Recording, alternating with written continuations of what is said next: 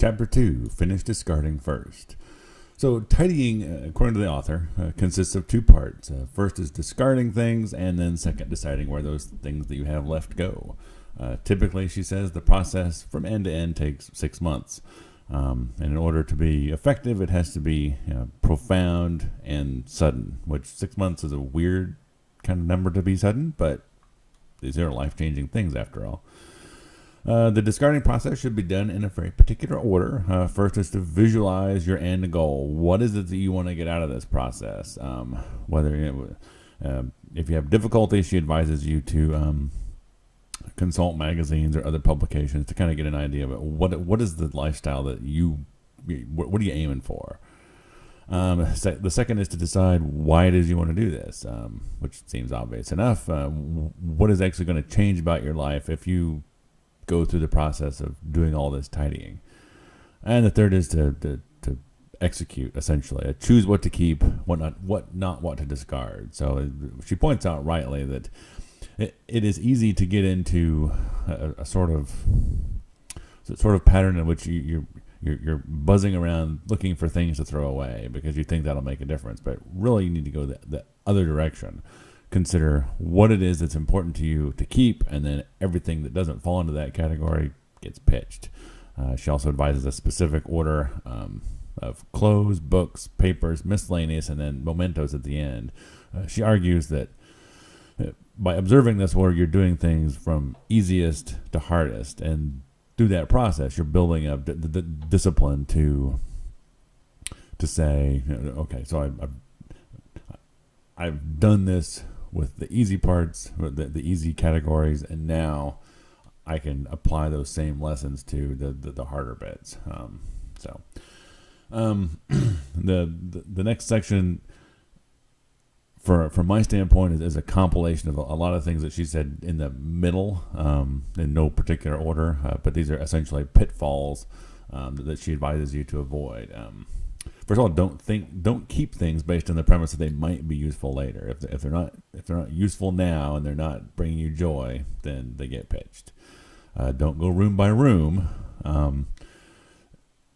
You should go by category instead, and that allows you to sort of accumulate everything in one room. The example she gives is clothing. If clothing may appear on multiple rooms of the house, if you accumulate all your clothing in one area, and then you get a full view of the scope of, wow, I have a lot of unnecessary clothing, then that allows you to exercise more discipline to say, okay, this is what I want to get rid of, instead of having to apply the same rigor every time you find a piece of clothing in one room or another. You can do it all at once.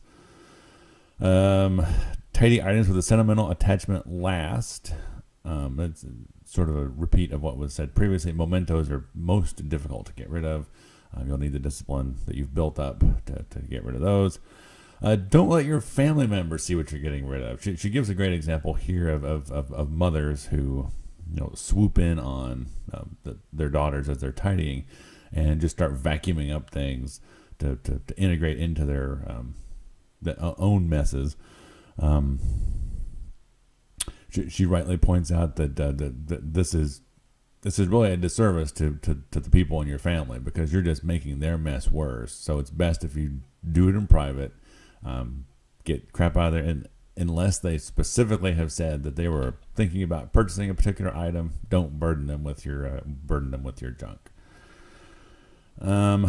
She says, if you find yourself in conflict with other people in your family or in your home about tidiness, the best thing to do is to not lecture, not wheedle, not sneak around and take their stuff, but merely to lead by example, which I think is a solid bit of advice. Don't attempt to give items away to family members. She gives an example of sisters who, the older sister was always handing things down to the younger sister, and that's just transferring the mess to someone else. So just be done with it and let people live their own material lives as they see fit. Don't find fault with other people's level of tidiness. She argues that if you're looking at other people's houses and thinking that they're untidy and having a problem with it, it's probably because your house is a mess and you're just sort of transferring your angst So if you have problems with your neighbor's house, go home and clean your own. And lastly, she advises you not to play music or have the TV blaring while you're trying to clean. There should be a meditative sort of Zen situation in which you can concentrate wholly and completely on the idea of getting rid of things and not be distracted. If at all possible, you should do this in the morning when you have the most energy.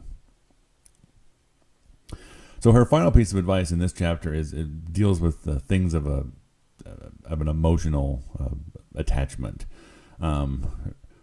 She says that essentially people acquire things for a particular reason and then sort of just hang on to them, I guess out of habit and an attempt to draw more value out of them. But typically these things that have served their purpose. If you, again, the example she gives is you bought a pair of pants that you really don't care for, as it turns out, and so why are you still hanging on to them? Because you paid good money for them when they're perfectly new? Well, that doesn't make any sense because they're just taking up space. So if they serve their purpose, which was to either give you the joy of having bought a new pair of pants or teaching you that you don't like those kind of pants, then get rid of them because then they can serve that purpose for someone else. Or as she says, set it free. So at any rate, that's chapter 2. If you want to know more, you should go buy the book or read the book you've already got. And until next time, happy reading.